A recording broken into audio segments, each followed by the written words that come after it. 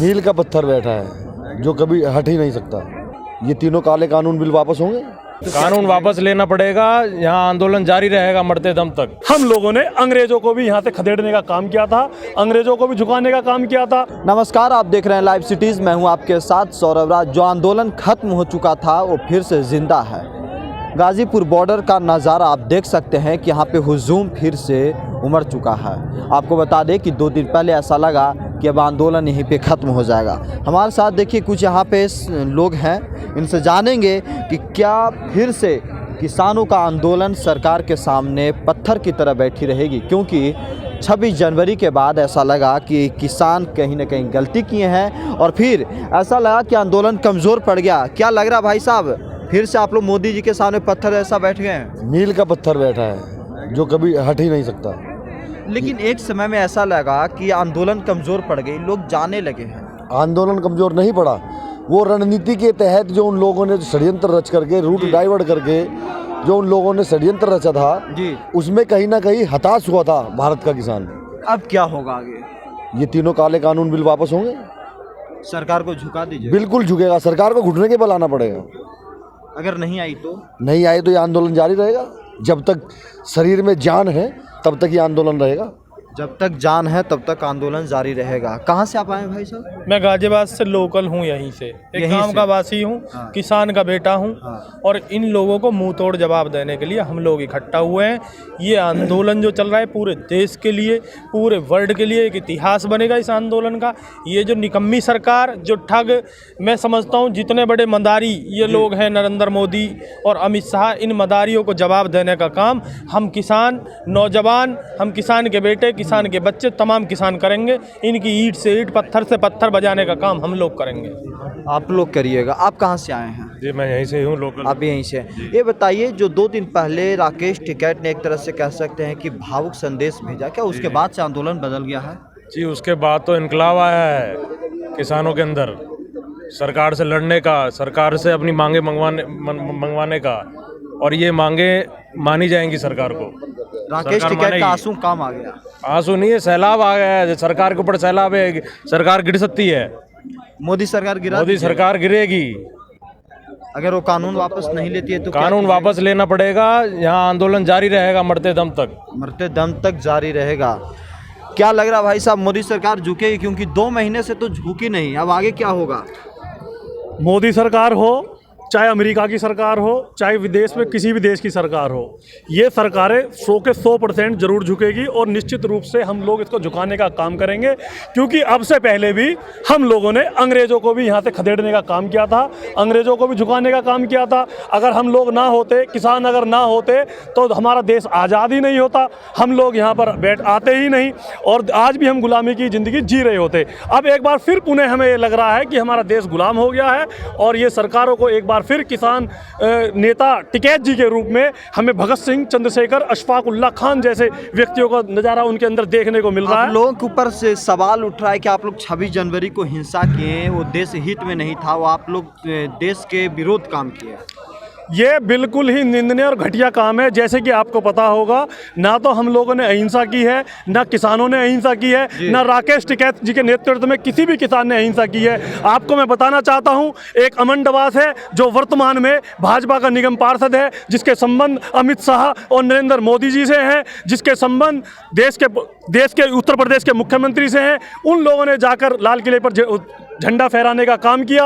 आपको पता होगा पंजाब के अंदर दीपक सिद्धू, जो कि भारतीय जनता पार्टी के कार्यकारिणी सदस्य और जो कि भाजपा के जो स्टार प्रचारक, सन्नी देओल का चुनाव, हेमा मालिनी का चुनाव, उन्होंने भाजपा के कई सांसदों को चुनाव लड़ाने का काम किया है। दीपक सिद्धू जैसे लोगों को मैं चाहूँगा, देश के प्रधानमंत्री नरेंद्र मोदी जी को, क्योंकि जैसे राकेश टिकैत जी के ऊपर देशद्रोह का मुकदमा दर्ज और 307 और 302 के मुकदमे दर्ज करने का काम किया है, अब तक देश देखना चाह रहा है कि उन लोगों के ऊपर जिन लोगों ने जो देश को तोड़ने का काम किया है, जिन लोगों ने गणतंत्र गणतंत्र दिवस के दिन लाल किले पर झंडा फहराने का काम किया है, उन लोगों के ऊपर अब तक देशद्रोह का मुकदमा क्यों दर्ज नहीं हुआ है?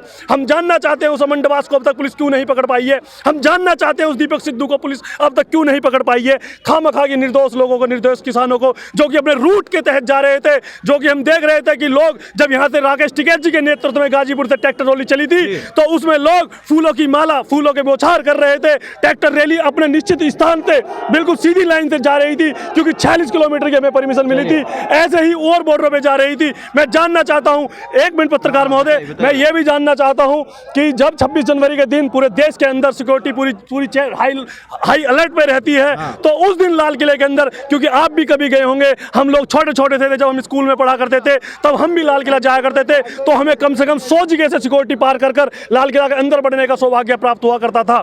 साथियों, मैं आपसे भी ये पूछना चाहता हूं पत्रकार बंधु कि वहां पर लाल किले तक जाने के लिए, लाल किले के अंदर तक घुसने के लिए जब पुलिस इतनी हाई अलर्ट पे दिल्ली थी तो वहां पर वो लोग, वो किसान जो कि जो बहरूपिया किसान थे, जो दीपक सिद्धू के नेतृत्व में जिन्होंने किसानों को आगे क्या होगा? अब आगे क्या होगा? आगे हम ये कहना चाहते हैं कि दीपक सिद्धू को भी रासुका के तहत उसको जेल भेजे, अमन डवास को भी जेल भेजे और जो हमारी राकेश टिकैत जी के नेतृत्व में जो हमारी मांगे हैं उन मांगों को पूर्ण करने का काम करे, क्योंकि काला जादू करना नरेंद्र मोदी ने देश की जनता पर काला जादू कर तो अपनी सीट बचा ली और देश की प्रधानमंत्री की राजगद्दी पर राज कर रहे हैं और काला जादू करके उन्होंने 3 काले कानून भी हम लोगों पर, किसानों पर थोपने का काम किया है।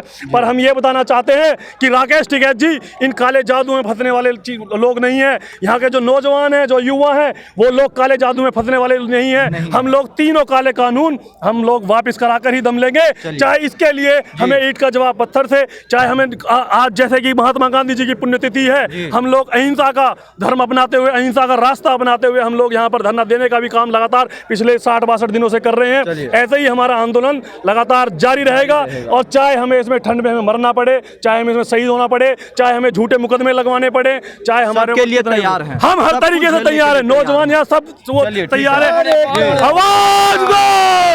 आप कहाँ के रहने वाले हैं? मैं लोनी से रहने वाला हूँ, समाज सेवी हूँ, मैं किसान के बेटा हूँ, किसान के परिवार से आता हूँ। किसान परिवार से आते हैं। मोदी जी सरकार कानून वापस नहीं ले रहे हैं। देखिए, मोदी जी सरकार कानून वापस नहीं लेंगे। वे तो आज प्रेस के माध्यम से कहना चाह रहे हैं कि भाई किसानों के लिए एक रास्ता खुला है, बातचीत का रास्ता खुला है। आप कैसी बात कर रहे हैं पत्रकार बंधु? किसान इस ठंड में 2 महीने से बैठा है और किसान जब ही घर वापसी होगा, जब ये बिल वापसी होगा। चलिए, तभी वापसी होगा जब ये होगा, सब निकल जाएंगे। आप लोग कहाँ से आए भाई साहब? मैं हापुड़ से। राकेश टिकैत के आंसू देख करके आ गए हैं? मैं उसी समय आ गया था यहाँ। उसी समय आ गए थे। हाँ। राकेश टिकैत भगवान बन गया आप? भगवान नहीं, किसानों के मसीहा हैं वो। किसानों के मसीहा। हाँ।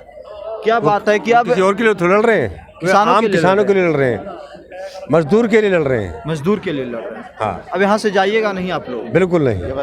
बताइए सर। समर्थन कर रहे हैं कुछ लोग, जैसे उस दिन आए थे और बताया जा रहा है कि कुछ लोग समर्थन कर रहे हैं। जैसे टिकरी बॉर्डर पे समर्थन करता पहुंच गए जी, पत्थरबाजी भी हुई, नौजवान मर रहा है जी, ठीक है, बेरोजगारी है, आप लोग यहीं रहिए। किसान भी मर रहा है, बात सुनो, किसान भी मर रहा है हाँ। और जो बिजनेसमैन है वो भी मर रहा है। यार समर्थन कौन कर रहा है? आप बताओ, कौन कर रहा है समर्थन? स्टूडेंट भी बेचारा परेशान है, समर्थन कौन कर रहा है? क्या मोदी जी अगर वापस नहीं लेते तो आगे क्या कीजिएगा? भाई साहब, यहाँ पे पहले दिन से एक ही स्टैंड है, हाँ। बिल वापसी नहीं, MSP पे कानून नहीं तो घर वापसी नहीं। ठीक है। मुझे एक बात का जवाब आपके माध्यम से चाहिए। कोई भी देश की शख्सियत दे, कौन समर्थन कर रहा है? मैंने आपके समर्थन कर रहा है भारतीय जनता पार्टी के लीडर देखा गया ना, नंद किशोर गुर्जर और यहाँ पे शर्मा, ये गुंडे लेके आए, रागिनी तिवारी आई यहाँ पे औरतों को लेके, ये गुंडे लेके आए, कौन है जो इनका समर्थन कर रहा है? यानी कि राजनीतिक सुन लीजिए आप, भारतीय जनता पार्टी अपने कार्यकर्ताओं को इकट्ठा करके बताती है कि ये गांव समर्थन कर रहा है, ये वो समर्थन कर रहे हैं। राजनीतिक दल यहाँ आ नहीं सकते, ठीक है, आ नहीं सकते। अगर राजनीतिक दल को यहाँ पे मंच प्रदान कर दिया जाए तो स्थिति इससे और ज्यादा बढ़ सकती है। पूरा देश ही सड़क पे दिखाई दे जाएगा। तो ये किसानों की मांग है और किसानों का साफ साफ एक ही संदेश है कि जब तक बिल वापसी नहीं होगा तब तक घर वापसी नहीं होगा, चाहे इन लोगों को कितने दिनों तक, कब तक रोड पे बैठना क्यों ना पड़ जाए। दिल्ली से सौरभ राज, लाइव सिटीज। मील का पत्थर बैठा है जो कभी हट ही नहीं सकता। ये तीनों काले कानून बिल वापस होंगे? कानून वापस लेना पड़ेगा, यहाँ आंदोलन जारी रहेगा मरते दम तक। हम लोगों ने अंग्रेजों को भी यहाँ से खदेड़ने का काम किया था, अंग्रेजों को भी झुकाने का काम किया था। अगर हम लोग ना होते, किसान अगर ना होते तो हमारा देश आज़ाद ही नहीं होता।